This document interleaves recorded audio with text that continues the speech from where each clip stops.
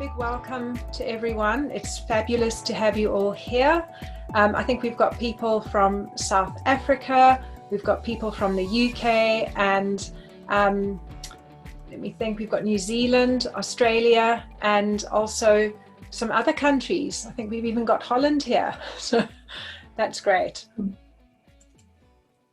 So let me introduce myself. I'm Nicola Meyer, and I'm the principal of the Writers' College. And I've been doing this work for the last 16 years. Okay, so Majella, would you like to start us off? Sure.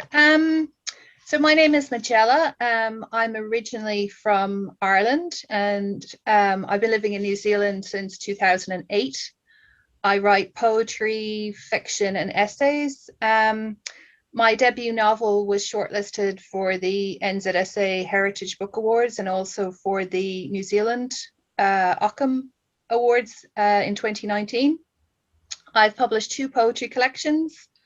Guarding the Flame was published by Salmon Poetry in Ireland in 2011.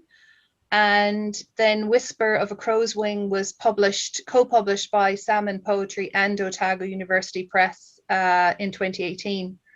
I have a PhD. I completed my PhD last year from the University of Otago in creative practice. And I live in Port Chalmers with my partner Andrew and our son Robbie.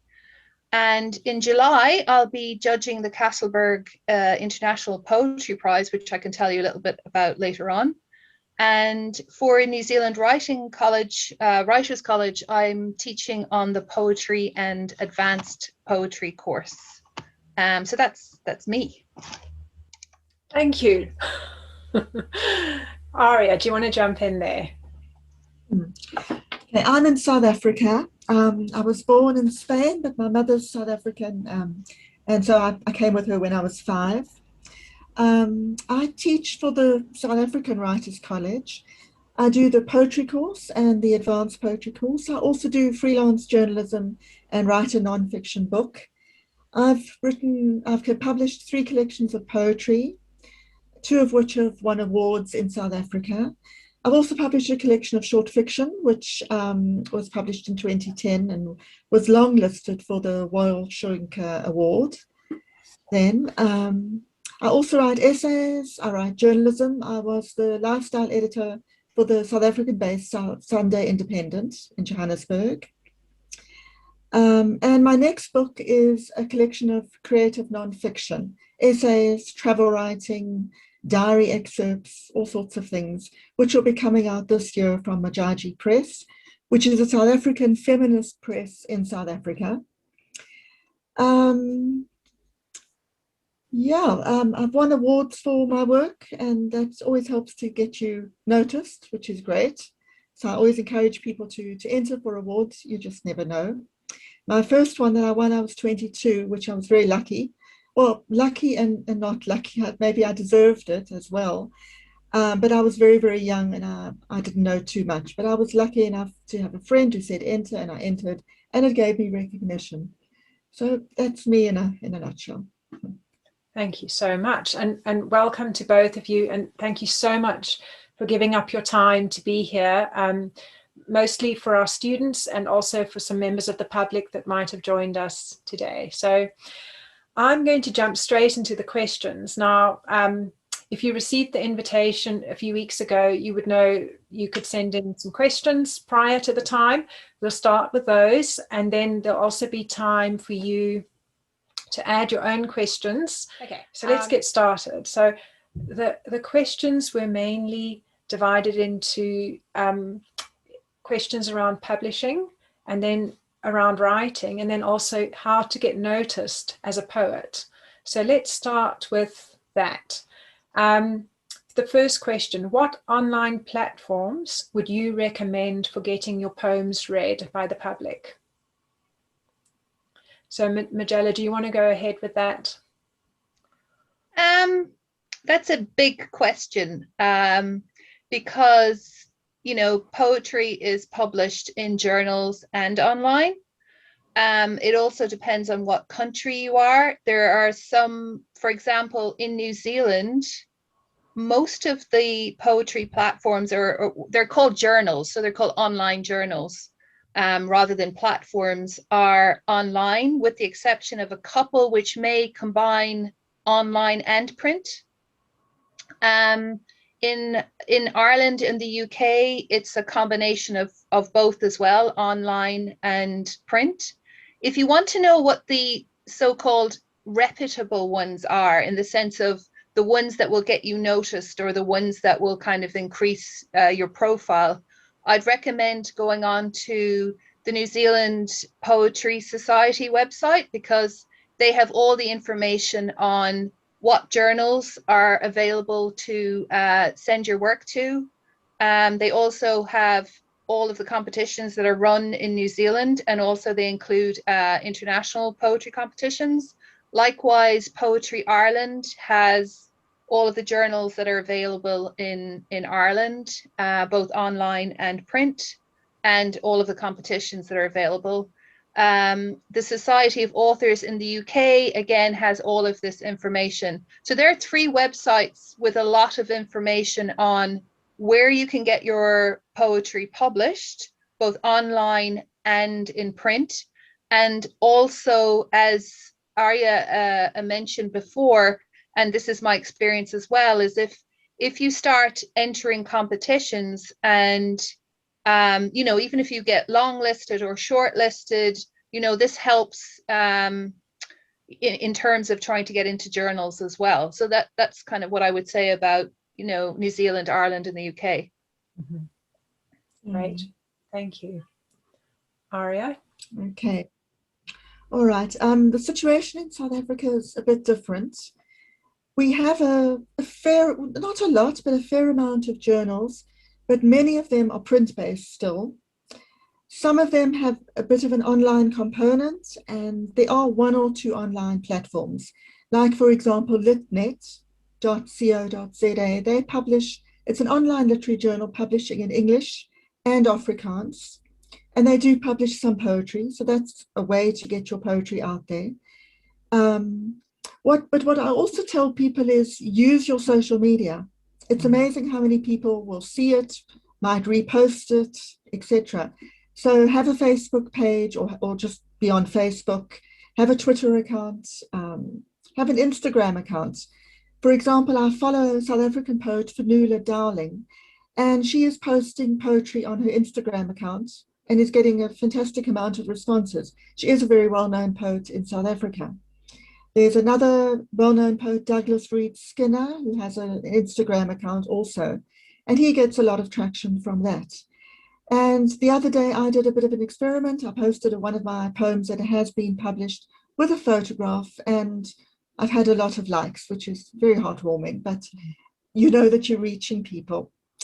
There isn't really one website that you can go to find out which South African poetry journals are out there. The best is to Google. There's New Coin and New Contrast, who are 2 of the oldest running poetry journals. They are both not online, they're both print. There are also new journals coming on board, like, for example, Imbiza has just been launched. The first edition has just been launched. They do have an online portal, but it's a print journal, which is available as print. There's another one, the Everyday Journal. There is an online one, the Kalahari Review, which publishes all sorts of things. That's only online. So my advice would be to Google South African poetry journals and see what's out there and submit to them all. Great. Continuing with the publishing questions, and Arja, maybe we can start with you on this one. If you've published a book, say in South Africa, will that book be available globally? Is this part of a discussion with the initial publisher? So how far do the publishing rights extend when you have a publishing deal? Okay, mostly it's not going to be available as a print book in other countries if you publish with a South African publisher, because South African publishers will usually buy the rights just to your poetry in this country. It's a different story, of course, if you're a publisher or if you self-publish, and if you put it on online platforms like Kindle, Google Books, etc., then of course it would be available all over the world, or wherever the rights for that book are set. But I think a beginning poet or a poet should concentrate on getting published in their country, to getting a name in their country before they can think about getting their work overseas. So usually, no, poetry in this country, you sell it to your publisher in South Africa, and it doesn't automatically go to all other parts of the world. Okay, great. And Majella, is that what you found as well when you've had? Yeah, I mean, it's pretty. Yeah, it's pretty much the same in New Zealand. So, for example, a poetry, like my poetry collection, was published by Otago University Press, and the rights to that book, that print book, are New Zealand rights. And then there's two things a publisher can do. They can co-publish, which means that they can agree to publish the book at the same time. The tricky thing about that is often publishing is kind of like a conveyor belt. So if one publisher's list has particular deadlines and they don't match, they don't always want, that co-publishing might not always work. And that was certainly the case with the New Zealand and Irish publisher, in the sense of, different time zones, different seasons when they bring out, poetry collections. So the one that I have, say, in Ireland, Salmon, is for, I think it's for Irish and UK rights. And then the one here is for New Zealand rights. They have the same cover, but a slightly different cover. The color is different. I mean, it's, apart from that, it's really not any different. But I completely agree with what Arja was just saying about, you really need to get yourself published and get some kind of profile before publishers will take you seriously. And, like if you get a shortlisting or a long listing, or you win a prize, that definitely helps to open doors, because what it's conveying to the publisher is that you're taking it seriously, that it's not just a hobby, that is something that you do sort of seriously and on a regular basis. Just like what Arja was saying as well, is obviously if you do it online, or if you publish an ebook, then it is available to everybody. So it really depends on whether you're going for, I guess, the more traditional print route, or you're going for an online route, or maybe a combination of both. So yeah, it's very similar. Thank you. So I think what might be very helpful then is to explain how you get an anthology of poems published. Just very briefly, maybe from your own experience from start to finish. So first of all, I would say not anthology, I would say collection. Yes. So, you get a collection of poetry published. Basically, by what I was just saying is, you get, first of all, you're sending poems out to your journals, to poetry journals, whether they be online or whether they be print. Then you're sort of building up a profile. So that's really to do with when you have a collection together and you're approaching a publisher, you're writing a covering letter and you're saying, this is me, this is what I've done, this is where I've been published, etc. And your, collections tend to be, like in New Zealand, they tend to be about 72 pages long for a printed book. Some collections are slightly less. In Ireland, it could be anything from 48 pages to 62 pages. It depends. Really, a collection is when you are gathering, I guess, all of the poems that you've worked on over a certain amount of years, and you're putting them together, and you are, going online and finding out wherever you're based, where the public, the poetry presses are. When I first started out, there weren't any sort of submission deadlines. You could submit any time of the year. But what I've definitely noticed in the last 2 years is, and it's the same for chat books, because somebody's asking about chat books as well. It's 20 poems for a chat book. it's about, you know, 40, maybe slightly more for a longer collection, is that publishers are only opening to having a submission window. And the reason they're having a submission window is because they've been absolutely bombarded with people sending them poetry collections. So they might have, so you go on the website, let's say a well-known publisher in the UK, the one that comes to mind is Blood Axe, say.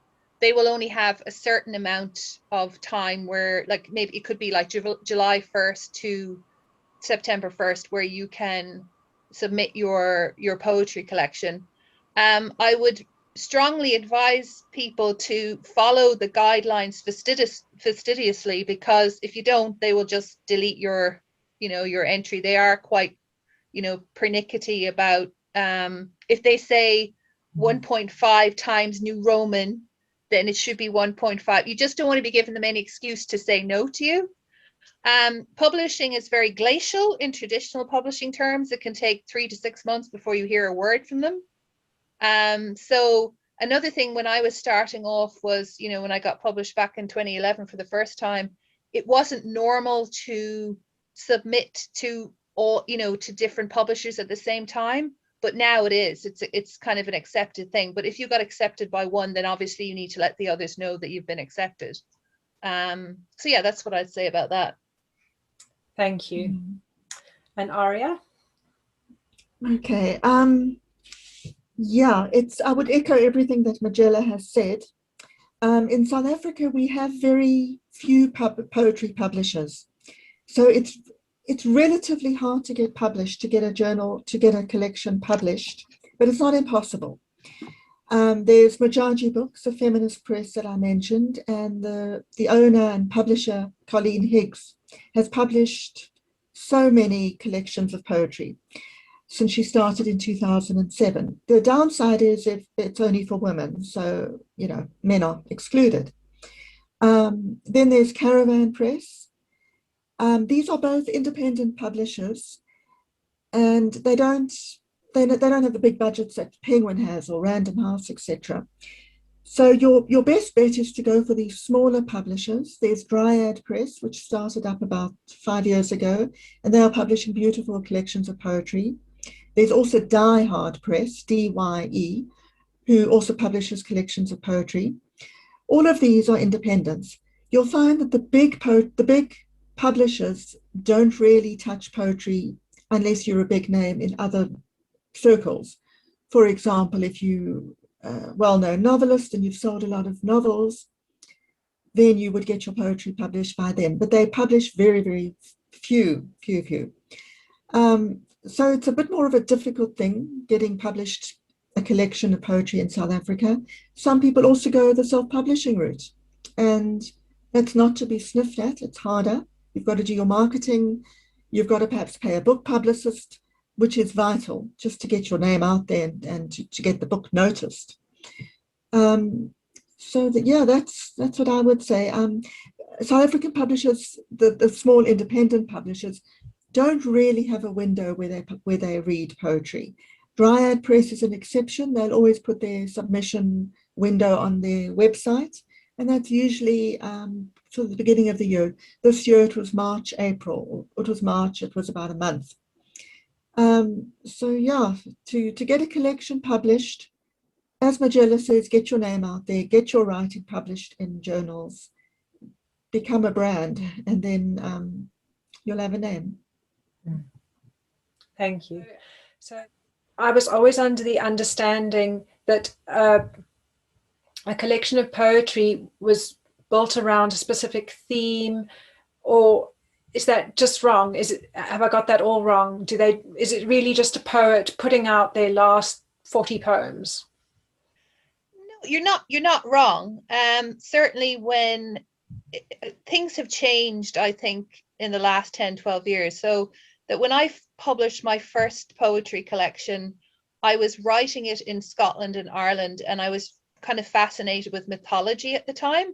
And then in 2008, we moved to New Zealand, and it was like, oh, well, that's not going to really work anymore, because now I have, you know, this new country that I'm living in with flora and fauna I've never come across and absolutely fascinated by. And then I got pregnant, and there was the experience of, you know, pregnancy, etc., etc. So there was lots of other things coming into life that I wanted to write about. So my first collection is quite a mixed bag in a sense, you know. And I think that would have been more the norm about 10, 12 years ago. My second collection, I'd say there's probably a running theme through it of, you know, the experience of being an immigrant. It doesn't mean that all of the poems are about being an immigrant, but, you know, there is a kind of, I guess, a connection of what is home, what does it mean to belong, what does it, you know, whether that be through nature poetry or through more personal lyrical poetry.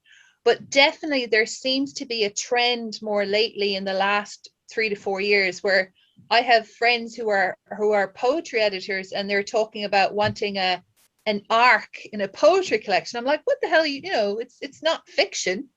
But what they're wanting is like a sort of a thematically connected poetry collection, which personally I think is very dull, because I don't want to be reading the same kind of poem over and over. But it does seem to be the way things are going. So yeah, I guess it depends on the press as well. You know, some poetry presses, you know, may have an editor whose preference is for some kind of thematically linked poetry collection versus another, you know, that's more open. I mean, I know that my poetry publisher in Ireland is, because she publishes people from America, from Ireland, obviously, because she's based in Ireland, but she's an American based in Ireland. She's very, very open-minded about what she publishes. So whereas in New Zealand, they might be a bit more, I guess, sort of geared towards, you know, publishing something that's got something to do with New Zealand life or whatever. So so yeah, it really, it does depend, but there does seem to be, and I'd be interested to hear what Arja thinks, if there's a trend as well, if she sees that in South Africa, of thematically themed, you know, collections. But what's your opinion? I'm fascinated listening to you, because in South Africa anything goes. You can send a That's collection. great. Yes, you can send a collection that is themed, and if it's good, it will be hopefully find a home. But the majority of collections that I've read, and I also edit poetry for Mojaji books, it's all over. It's poetry about anything within one collection. What I do recommend to poets when they are editing their work, or when I'm editing their work for them, is to divide the poetry collection into sections. So there might be a theme of, let's say, the first section is pregnancy, and the second section is having a child. So then I wouldn't say mix up the two poems within those two themes. I would say section 1 is you were pregnant, section 2 is you had a child, section 3 is, let's say, you immigrated, and section 4 is healing or settling. So I would always recommend sections in a poetry book, which then delineates the theme, so to speak. But not all poetry books conform to that, of course. But yeah, no, it's very much a freer, more open thing. And it's fascinating hearing you, Majella, because no one has said to me, I have to have an arc. I have to have a... It's ridiculous. It is crazy. And I'm just thinking of my own poetry. What arc would I have? I mean, there would be a vague arc. I would have to make it very, very obvious. So yeah, no, fortunately in South Africa, you can do what you like in many, many things, but poetry as well. I'm going to jump to a writing question. I'm going to just move a little bit away from the publishing for a moment, because, you know, you were mentioning the themes in a collection. Here's a question from an advanced poetry student. I think many beginner poets think poetry is mainly about their feelings and life experiences. Yet on our advanced poetry course, students are asked to get out of their own head and out of their personal experiences, and rather to focus on the outside world to describe the world more objectively. Why are they initially encouraged to do that? I think for a bit of diversity, it's not wrong to write personal poetry, and there's been some fantastic personal poetry written, confessional poetry, the confessional poets. I write personal poetry myself as well. But it's so useful to be able to look at the world, to look at other experiences, to describe things, to have a bit more of a wide view of things rather than a very telescopic view of the world. And poetry is about so many things. It's not just personal poetry. It's about the world. It's about people you meet, experiences, observations, a moment. So I think to make your poetry really interesting and diverse and wide and broad, it's very, very useful. And you may decide in the end that you want to be a confessional poet. That's okay. But it's always very good to have the grounding in other kinds of poetry. And at the same time to try different forms of poetry. Try writing haiku. Try even writing a sonnet. I remember at university we had to write a sonnet when I was in English literature, and it was fascinating. I've never written a sonnet since, and I don't want to.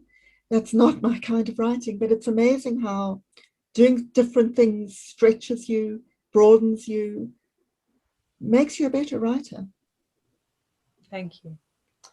Majella, would you like to I agree 100% what Arja is saying, really, about, you know, by writing outside of yourself, you know, that's the great thing about poetry is it's kind of looking at the world from your unique perspective, but looking at the small things, you know. I mean, I know, for example, I go walking a lot, and it's just watching, it's listening. And I think that's what poetry is a lot about, watching and listening and observing.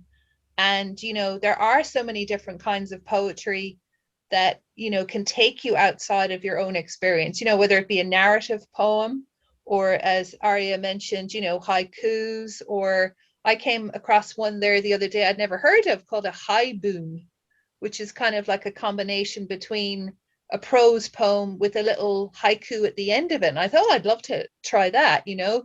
So it's really about experiencing different things and, you know, extending your what you're writing about, you know, that it's not all about. I often, like when I've taught poetry in universities, I often have exercises where I actually ban students from talking about themselves, because it's not that I don't write, you know, I write personal poetry as well, but it's just to get them to try something else, you know, to observe something in the world, or to hear something in the world, and try to convey that where it's not all about them, you know. And then what can be really interesting is that once you've done that, then you can bring the I in again, because it's you responding to the outside world. So it can really open your experience and your mind, and to being playful as well. So I think that's quite important. Thank you. So back to the beginner, the introductory course, Keeping the Poetry Journal. I find, this is a student's question, I find it constantly ends up looking more like a day-to-day journal of my thoughts. It's got nothing to do with poetry. So I'm looking for some tips or tricks for how to use the poetry journal to help build my poetry practice. I think that a poetry journal, or any journal, forces you to re-examine your life, re-examine experiences, and it forces you to notice. And I think that the more you notice, the better writer you are. That's another reason to get out of yourself. As a writer, you should be showing empathy, sympathy. You have to get into other characters. And that's true for poetry too. In South Africa, especially, we mistake an I poem for being about the person, but it's not always. You could be writing from a 16th century perspective and talking in the I persona, but it's not you. So I think a poetry journal is fantastic to note what you are seeing, and it sparks ideas for poetry. You might not realize it, It might be a year down the line and you suddenly remember that you were walking along the beach and you saw a rock and it looked like a tortoise, and whatever that might be associated for you. So it forces you to notice, and noticing is so important for a writer, for a poet, and it gives you ideas. As I say, you can go back to something, and ideas are so important. Also, the other reason to keep a poetry journal, whether it's online or on your phone or actually physical, is to remember and to re-remember, because we often forget or remember in different ways, and you go back and jog your memory and see what that brings up for you. Thank you. Majella, would you like to add to that? Well, I actually use free writing a lot in my own practice, because I work with different forms. I work with fiction, which is a very different way of approaching things or writing. So with poetry, I find free writing really helpful because you can kind of let yourself go, and then when set yourself time, whether it be 10 or 15 minutes, something like that. And then what I often suggest is that people go over what they've written and just pick out a line that strikes you, and then you start writing from that sort of prompt, which is your own prompt. And what usually I find is, and this is particularly the case with poetry, is sometimes I have to write and write and write to find out what it is I want to say. In other words, it's almost like trying to work out a problem. And the only way to do it is to actually write your way into it and out of it, if you know what I mean. Another thing that I find really helpful is reading. I don't think a lot of poets or a lot of people who write poetry, certainly in my experience teaching for a good few years, is that often students don't read poetry. And I think that's a huge mistake, because I think reading and writing are inseparable. And sometimes if I'm stuck, or if I think I want to write about a particular feeling or whatever, it's always helpful to read other poets, and they can often prompt you and get your sort of your cogs turning.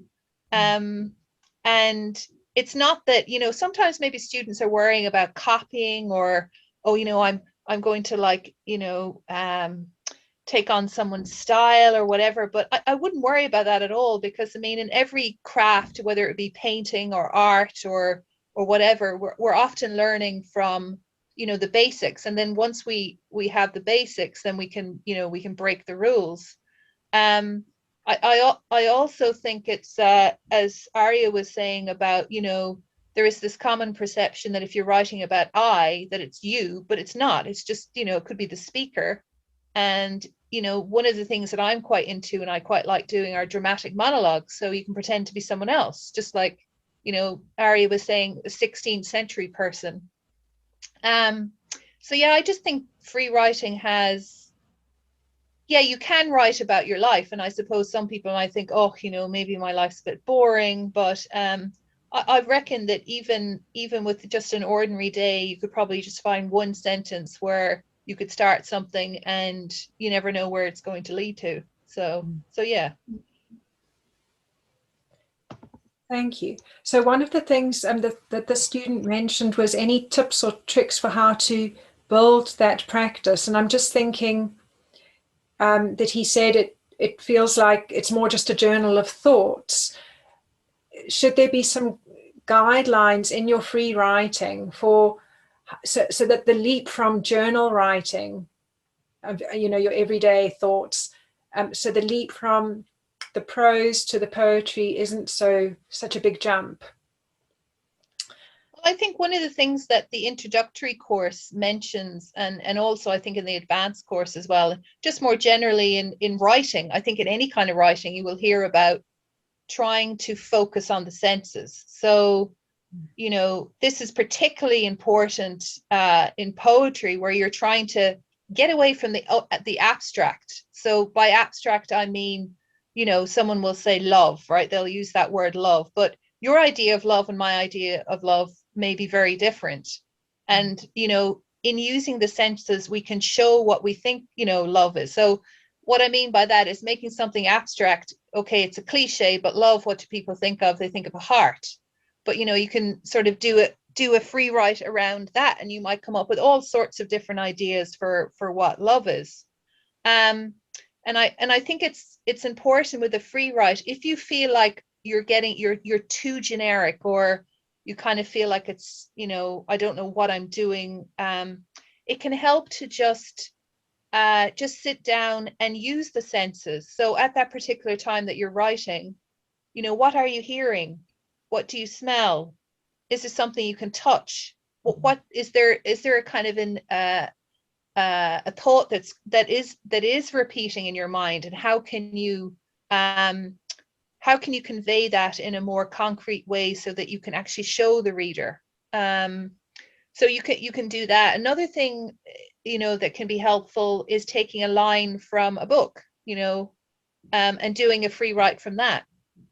So having a prompt can be really helpful if you're stuck, you know, or if you feel like, oh, you know, I really want to write about this experience, say it's a loss, or, you know, it's a beautiful day, then you know, you can just, there's another exercise that you can do. It's called writing down the page. I don't know, Arja, have you heard of this one? I can't remember, is it Natalie Goldberg, or Natalie Goldberg. yeah. It's just basically, and I really like this idea, it's like whatever comes into your head, you just, whatever you see or you hear, you just write it down. It doesn't have to be necessarily connected, but that's kind of how the mind, you know, is making connections sometimes, and that can really help with poetry. I hope that kind of makes sense. But Yeah, Arja, have you got anything else you want to add? Well, I agree with what Majella says. I don't really use free writing as such, but I did do a workshop a couple of years ago where we were given photographs, and we free wrote in response to the photographs. And one of them ended up being a poem that I liked and was able to use, and was published, called Ahmed's Dream. And of course, that wasn't me. I don't know an Ahmed. It's not anything to do with me. And then also for my third poetry collection, I published a lot of the poems that I'd written in response to images, mostly photographs. And it's amazing what can come up when you look at a photograph and you just free associate from that. It's incredible. You're creating fiction, but in a poetic sense. And as I keep saying, poetry is also about fiction, or it can be, very much so. So that's also a very useful exercise to look at photographs.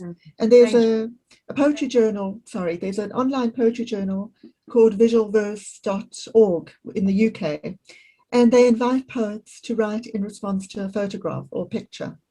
And they invited me one year, and again, it's fascinating what came up about a dog show. And I don't go to dog shows. I don't even know about dog shows. Thank you. Well, I think those were very helpful suggestions from both of you. Thank you so much. So, making a start on your first poem. This is a student's question. How to go from an idea to words on a page and just start writing. So there was another question. Can you describe your writing process from the start to a finished poem? So we'll just combine those questions. Arja, would you like to kick off on that one? Yeah, okay, well, from a personal point of view, how I begin a poem is from an idea, from a theme, from a thought, and then I write it.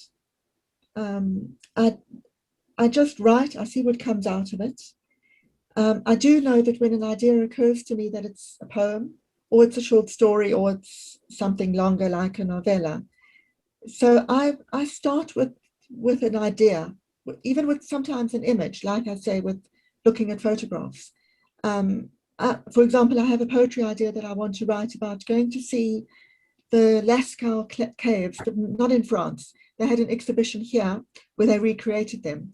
And then I sat alone in this exhibition, and it was dark, it was cave-like. I was looking at the figures of these Neolithic humans who were very much like us, even though they lived 20,000 years ago. And I know I need to write a poem about that, and it's going to be called something like Cave Dreaming, something along those lines.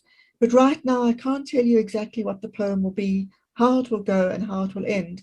As Majella was saying, sometimes you write to figure out a problem. So I've got this theme and I will write it.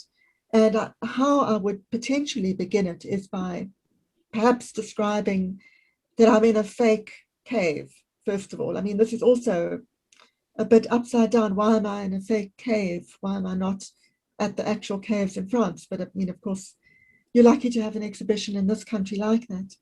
And then to describe what I felt in the cave, how I felt almost as though I was corresponding with these humans of 20,000 years ago, but that I wasn't, and that it was like we were speaking a different language, but we were both trying to understand each other. That was my experience of the cave. Obviously, other people would have had a different experience. So that's one way of starting a poem. And I think to start, how do you jump from prose to poetry? As I say, most of the time, I don't jump from prose to poetry. I know that a poem is a poem. And I would say just run with your ideas. If you are a little bit uncertain about what to do with it, write it as a prose thing. And then as we do in the introduction to poetry, you cut those lines into poetry. And hey presto, you've got a poem. And that's always magical when I see what the students have done with that. So you could do that if you're feeling a bit uncertain, and then you might get more confidence to write as a poem the next time, to cut up those lines, to see where the breaks are, the ideas, and so on. Thank you. Majella? Yeah, I mean, I think it's pretty similar to Arja, what she was saying about, you know, you have an idea or you have an image, or, you know, the other day I was going for a walk and it's autumn here and I'm just watching leaves falling and I'm thinking, you know, something might come into my head, and then until I get home, I'm trying to hold on to it so that I don't lose it, because it could be an opening line, or it could be, you know, something that you've experienced at a particular time. But I think what's really important, and I certainly find this, you know, sometimes I remind myself, especially if you get bogged down in something, you're like, oh, is this any good, or am I any good, or what am I doing, or why am I doing it, or, you know, what am I wasting my time, blah blah blah.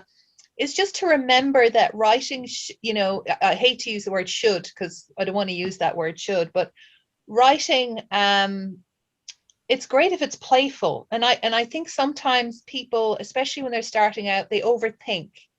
Or I remember when I started writing out, you know, when I started writing when I was about 14, I was copying Emily Dickinson. But that's okay, you know, it's okay to sort of take somebody that you like and that you admire and, you know, see what they're doing. And you can learn a lot from that experience. So, you know, often poetry and poets can maybe take themselves too seriously, in the sense of, you know, just having a go at something and just letting yourself go, and whether that be just for fun or because you want to express something, you know, that's really important too, especially when you're starting out, and not being too hard on yourself.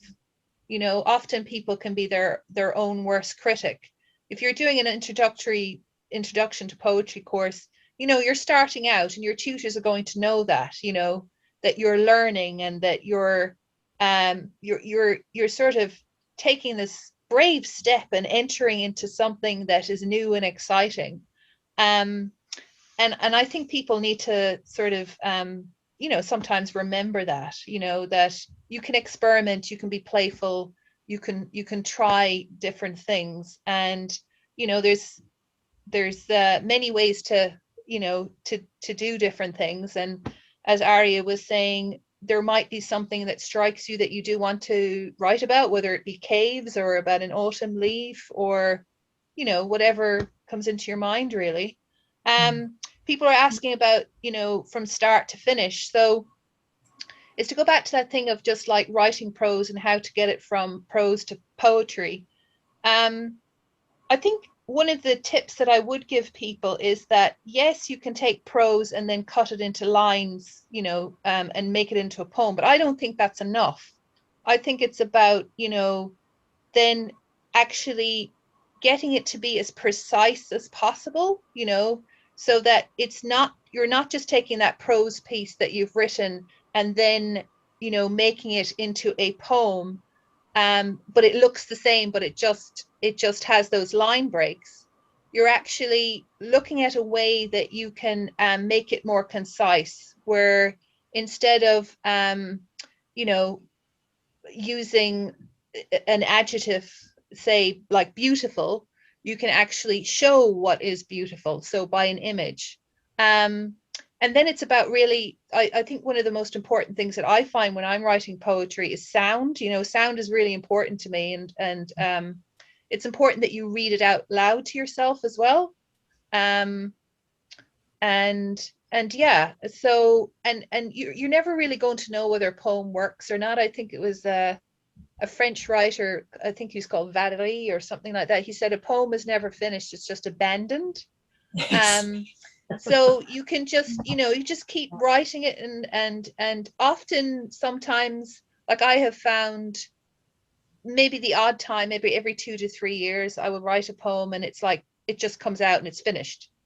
And then there's another time that I might write something, whether it be a poem or a story, whatever, and I abandon it, and then I come back because I haven't quite figured out what I want to say. Or you might be trying to write the same poem in different ways. So yeah, that's about all I have to say on that, I think. Thank you. So I wanted to just encourage everyone, if you do want to ask some questions, now's a good time. We've got about 11 minutes left, so just pop them in the chat box. But let's have a look at some more publishing questions. If you've published a book, does the publisher automatically also publish it digitally? Or do you need to go elsewhere to do the digital side of it? Yeah. Arja, would you like to answer that? Yes. I'm going to answer that, but I also just want to add to what Majella said. Yes. I'm part of a newly created poetry group. I don't know what we call us. What we do is we take exercises from a book called How to Grow a Poem by Kate Clancy, sorry. And what we did last time was we all brought poems that we like and read to each other, and that introduced us to different poems. But then we took a poem from that book and we all imitated it. And it was incredible what came out from that exercise. So that's another idea, you know, to imitate. And you can come up with really original things by imitating. Okay. But as to the digital rights, usually your publisher will then create an ebook from your book. You wouldn't necessarily have to go to another publisher to do the same. That's in my experience in South Africa with South African publishers. Of course, when you're talking digital rights, sometimes they're worldwide, sometimes they're not. For example, a book may be available in America, but it's not available in the UK or South Africa. There's different rights. That usually more refers to fiction rather than poetry. But most publishers are now waking up, especially in this country. It was a bit slow for them to jump onto the ebook bandwagon, but now they are waking up to the fact that you do need an online presence in the form of an ebook. Not everybody from overseas, for example, would want to pay for us to send a book overseas. We have to send by courier because of our postal system, so that's the best way of doing it, and that becomes really expensive. So yes, they want to know what's the Kindle link or the ebook link somewhere. Okay, so you're saying in South Africa, your print publisher would have digital rights as well and do all of that for you. Okay, and Majella, yes. What's your experience been? Thank you. Yeah, poetry, they don't really do ebooks generally in Ireland and New Zealand. Yeah, in poetry, they do in fiction, certainly. With novels, they often have them in ebooks that come out later, maybe 6 months later or a year later. So yeah, it's not that common. I think one of the main reasons is there's probably a degree of, you know, if you make it available online, then everyone can use it. You know, they can sort of copy and paste it and share it without permissions. There's probably an element of that. Some writers don't want to share their books online, you know. So there are some writers who don't want to share their stuff on social media either. So it just depends, really. But I would say with poetry, digital isn't, you know, Arja was saying that they're starting to catch up in South Africa. Certainly not my experience in Ireland, the UK, or New Zealand. Is still very much print, you know, and then performance poetry is a different thing altogether. So yeah. Very interesting. So again, a publishing question. When approaching a publisher, is it a case always to have a completed manuscript as polished as possible, or could it be in various states of undress? Majella, do you want to take that one? No, there's no undressing. So when you're approaching a publisher, you want the full collection. It's kind of like if you've written a novel, you know, and you send it off to a literary agent or a publisher, and they go, "Oh yeah, I love the first 3 chapters. Can you send me the rest?" And you haven't got it written, or it's not as published. You know, it'll kind of end up backfiring on you. But it also depends. Like, say for example, with my first collection, I think with the first collection you need to have a complete collection. But now I'm on my 3rd collection. So I contacted my publisher in Ireland and I said, here is what I'm writing about. Here's a sample of 10 to 15 poems. What do you think? And then she'll come back and say, oh yeah, away you go. I really like this. We'll publish you in 2023, 2024. So it's quite different because you've an established relationship with the publisher.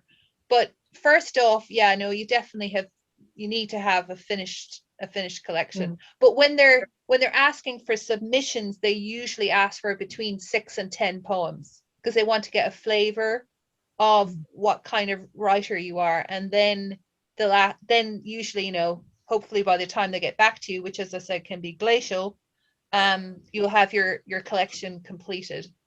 Yeah, brilliant. Arja? Yeah, thanks. I would like to add to that in South Africa, you should send in your complete poetry collection, and it shouldn't be undressed, so to speak. But it also doesn't mean that it has to be perfect, because it's going to be edited, and your editor will come in and say, those 10 poems don't work, or whatever the case might be, or reorder them. So you should send in a complete collection and have an idea of what your collection says, so to speak. But it will be edited, so you know you can rely on that. But don't send a collection and saying, oh well, you know, I'm not so sure about these poems, but I'm just including them anyway. Be 100% sure that what you're sending in is what you want to be sent in. And just on the editing question, be open to what your editor says, because that's vital. You may have included 60 poems in your collection, but really 15 are weak. You don't think so because you love your work. You hope, we hope. But they might not be. And also perhaps they might be repetitive. Perhaps you've written too many poems about caves, and it's just repeating the same thing. So that's another reason why some of your cave poems are cut, so to speak. Thank you. So what I did want to say is a huge thank you to Majella and Arja for sharing your decades of wisdom and writing expertise with us. And also thank you to all of you for coming. So yeah, wherever you are in the world, if it's morning, have a great day. If it's night, I hope you sleep well. And we'll be sending out a replay next week. Honestly, I learned so much today. It was really fascinating. Thank you.